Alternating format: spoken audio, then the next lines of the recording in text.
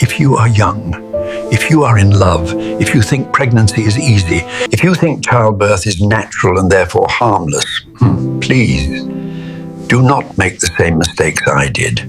My name is Kelvin Collins. I am 100 years old today. They tell me that is something to celebrate. They bring cake into the room, candles shaped like numbers that look too heavy for their sticks. Nurses smile the way people smile when they don't really know what to say to someone who has outlived almost everyone they ever loved. My grandchildren stand at the foot of the bed, phones raised, recording a moment they don't understand yet. They ask me to make a wish. I don't close my eyes, because the only wish I ever had already died 72 years ago. If you are young, if you are in love, if you think pregnancy is easy, if you think childbirth is natural and therefore harmless, please do not make the same mistakes I did. I was 28 years old when I made my first irreversible mistake. At 28, I thought I was wise, thought I was prepared, thought life worked the way any movies and older men made it sound. Simple, predictable, obedient to effort.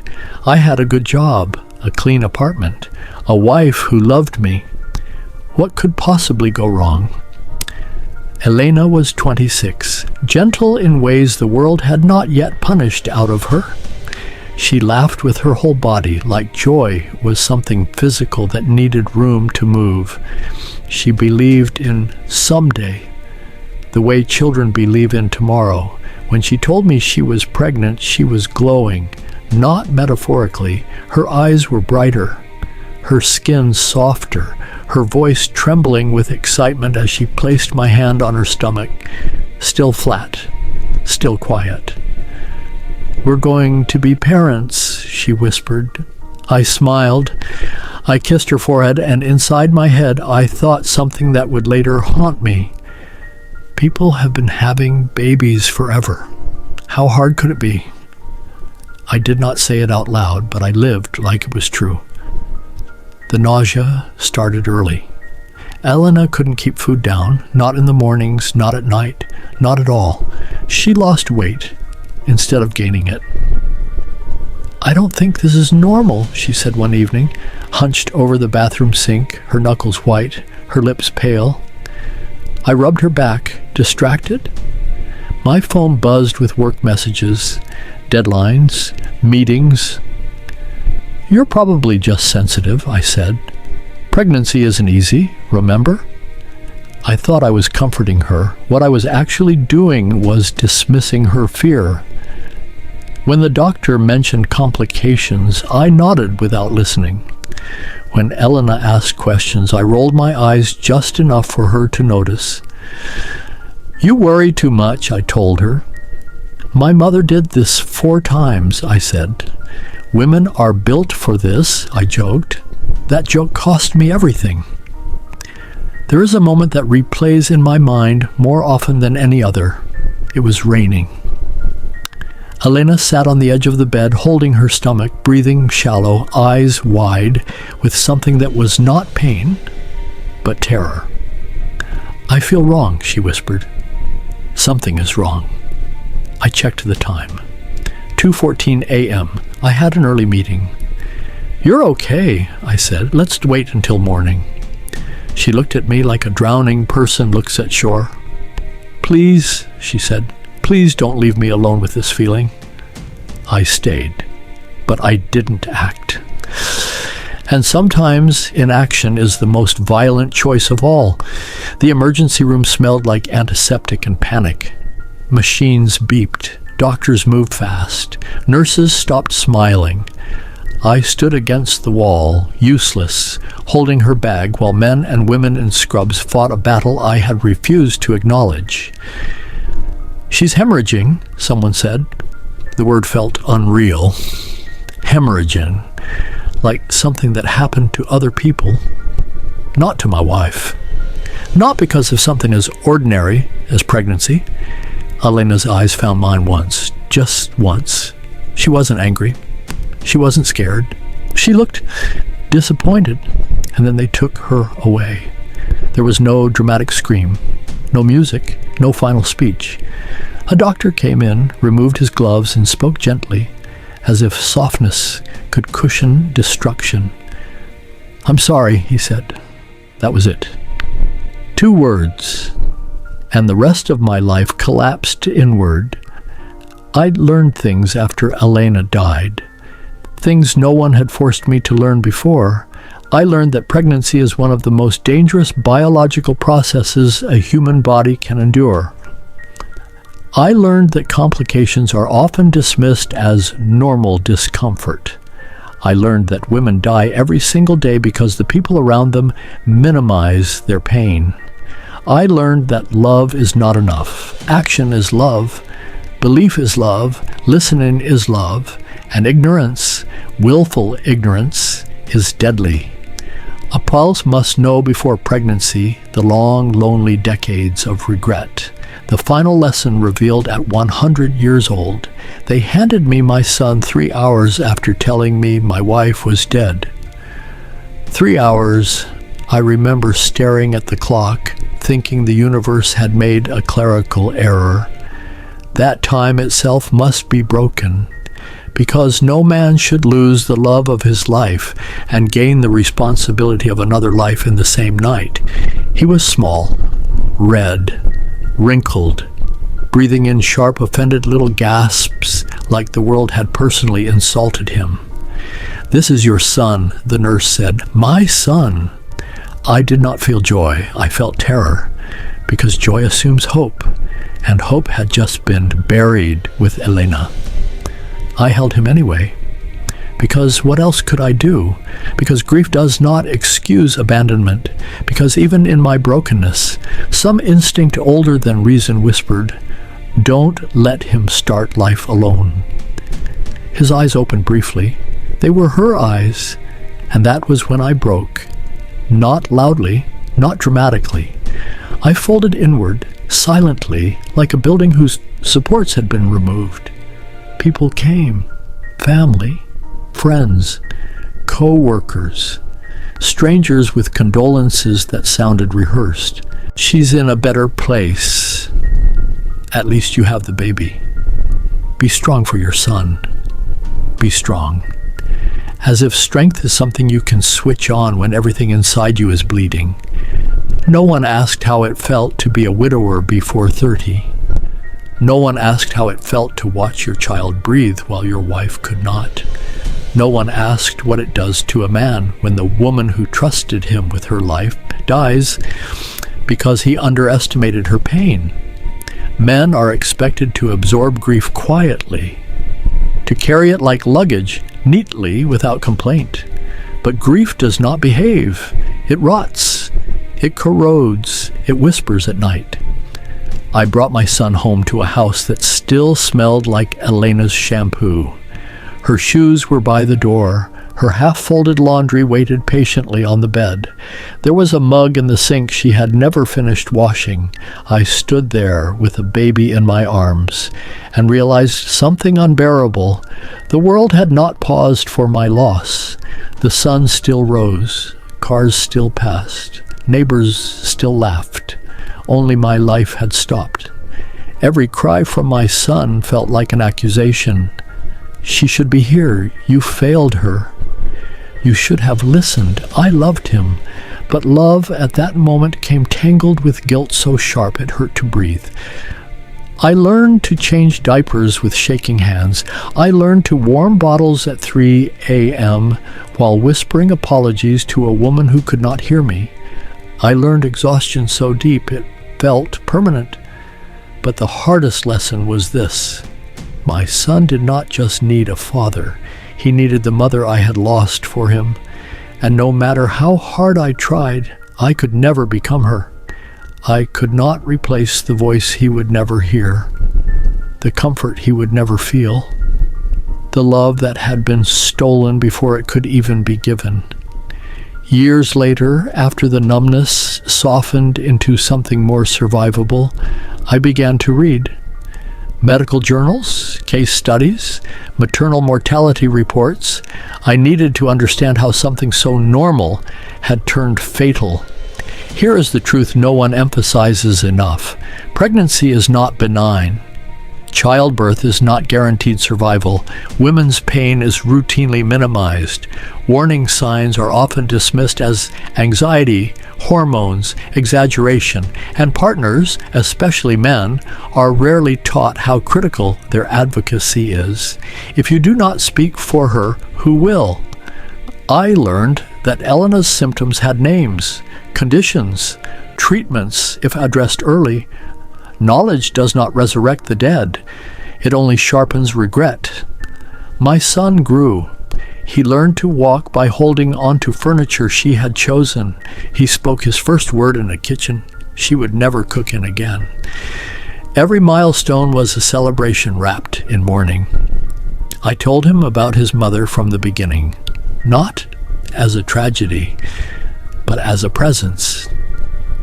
She loved you, I would say. She was brave, I would say. She trusted me, I did not say, but thought every day. There were nights I watched him sleep and wondered if he sensed the absence the way I did, if he felt the missing half of his origin story.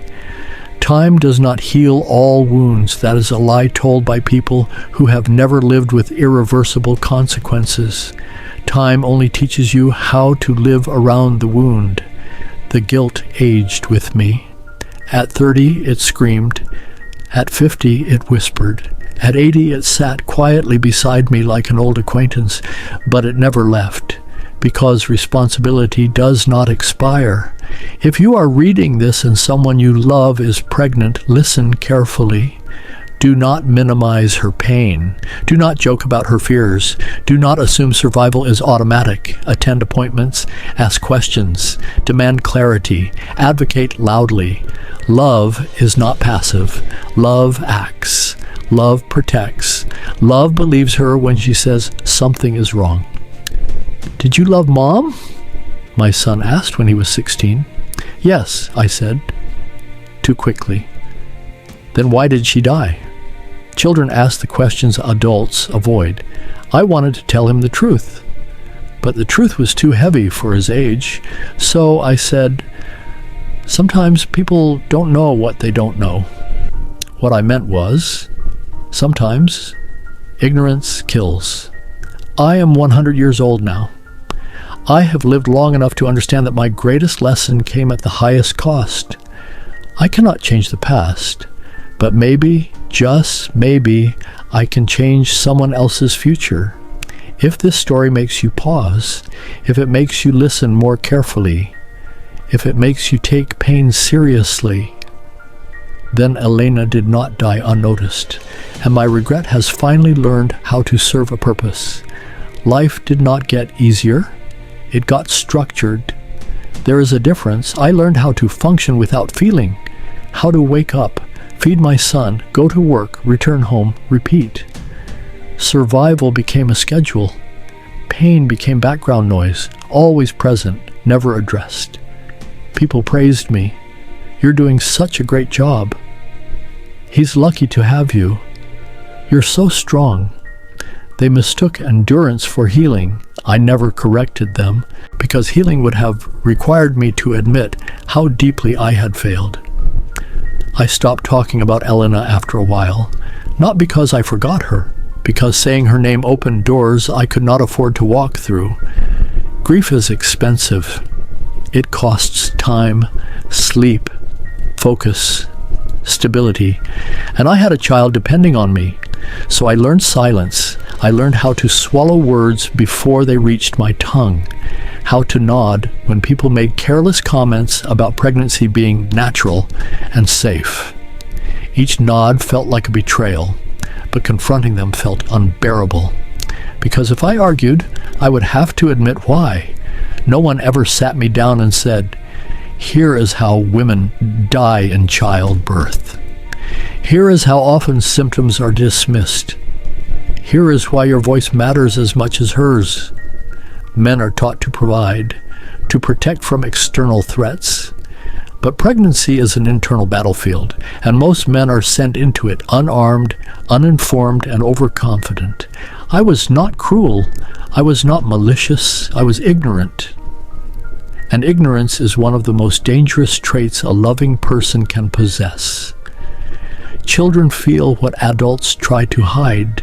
By the time my son was 10, he knew our home carried a weight. He asked fewer questions than other children, observed more, listened longer. Once, while helping me clean the garage, he picked up a box labeled in Elena's handwriting. "Why do you look sad when you see her name?" he asked. I opened my mouth, closed it, and finally said, "Because love doesn't end when life does." He nodded, as if that made perfect sense. Children understand grief better than we think. People expected it, encouraged it, pushed it. You're still young. You deserve happiness. She wouldn't want you to be alone. They were right, but they were also wrong. I was not afraid to love again. I was afraid to fail again. Afraid that ignorance would wear a different face. Afraid that confidence would trick me into dismissing fear once more. So I stayed alone, not out of loyalty to the dead, but out of fear of repeating the same lesson with another name. Elena's death did not only take her life, it took my certainty, my arrogance, my casual assumptions about women's bodies. It took my belief that love alone is protection. I became hyper-aware, cautious, listening for things other men ignored, and I watched the world continue making the same mistakes, over and over. My son was 25 when he asked again. "Dad," he said, sitting across from me at the kitchen table, "what really happened to Mom?" He was no longer a child, and I was tired of lying by omission, so I told him about the warnings I ignored, the night I waited, the assumptions I made. I did not paint myself as a villain. I painted myself as I was, human, flawed, unprepared. He listened without interrupting. When I finished, he said something I will never forget. "So she trusted you, and the system failed her." "Yes," I whispered. "And you," he added gently, "learned too late." "Yes," I said again. My son became the kind of man I had not been. Attentive, informed, unafraid to ask uncomfortable questions. When his wife became pregnant years later, he attended every appointment, asked about symptoms, advocated fiercely, listened completely. And when his daughter was born healthy, crying, alive, I cried harder than anyone in the room, not from joy alone, but from relief that history had not repeated itself. Regret does not scream forever. Eventually it sits beside you, quiet, heavy. It does not accuse anymore. It reminds, and reminders shape the rest of your life. Every choice I made afterward carried Elena's shadow, not as punishment, but as instruction. I am writing this because stories save lives, facts educate, but stories change behavior. If one man reads this and listens sooner, if one woman feels believed sooner, if one pregnancy is treated with the seriousness it deserves, then my greatest failure becomes someone else's protection. Pregnancy is not just part of life.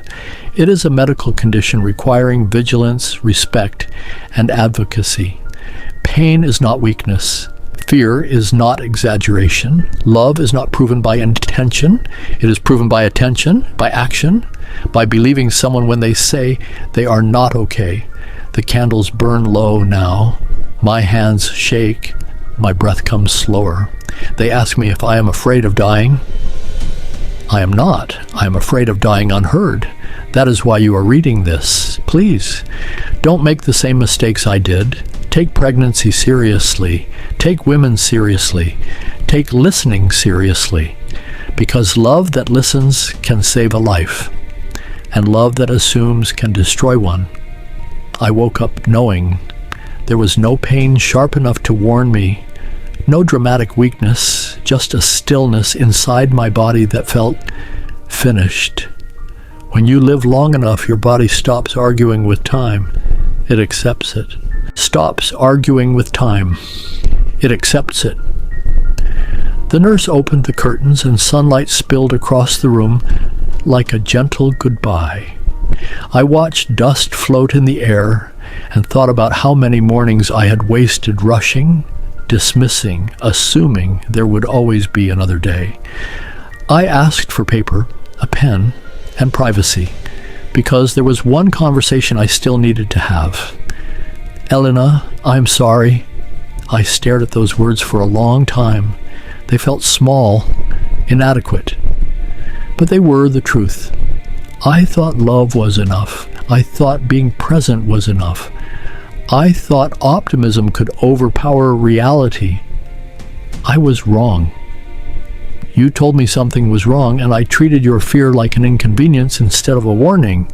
I trusted my comfort more than your instincts, and you paid for my ignorance with your life. My hand shook. Tears blurred the page. I want you to know something, even if knowing comes too late. I spent the rest of my life trying to become the man you needed me to be that night. I failed once, but I did not fail forever.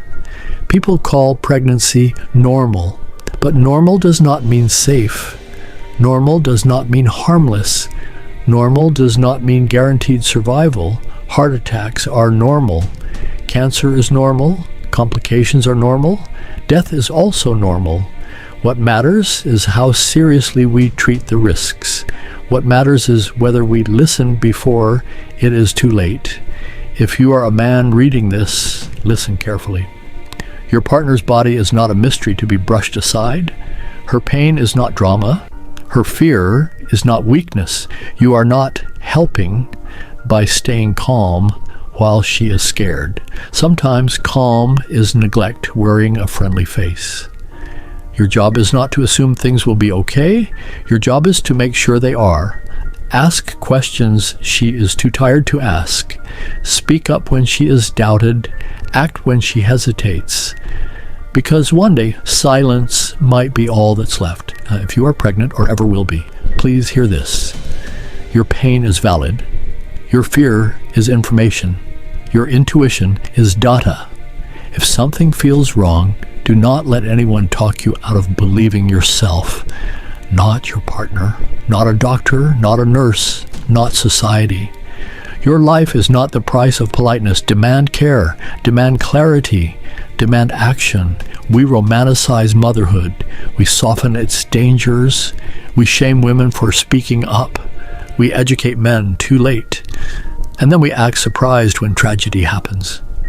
Pregnancy deserves respect, not slogans. Education, not assumptions. Urgency, not dismissal. At night, even now, I see Elena's face as she looked at me that last time. Not angry, not panicked, just hopeful that I would protect her. That trust is the heaviest thing I carry, heavier than grief, heavier than guilt, because it was given freely and broken casually. My son came later that day, older now, gray at the temples, strong in ways I was not at his age. He held my hand and said, "You did your best with what you learned." I nodded, but I corrected him. "I did my best after I learned," I said. "That's the difference." He understood. Because wisdom is often born from loss. Love is not how deeply you feel. Love is how seriously you listen. Love is how quickly you act. Love is how much you are willing to learn before consequences teach you. Anything less is intention without responsibility. If I could speak to my younger self, I would say this: stop assuming. Start asking. Stop minimizing. Start listening. Because confidence without knowledge is dangerous, and silence can be lethal. They tell me it's time now. I am not afraid. I have said what needed to be said. If you remember nothing else from this story, remember this: pregnancy is not easy. Listening saves lives, and love must be active to matter. Please, don't make the same mistakes I did.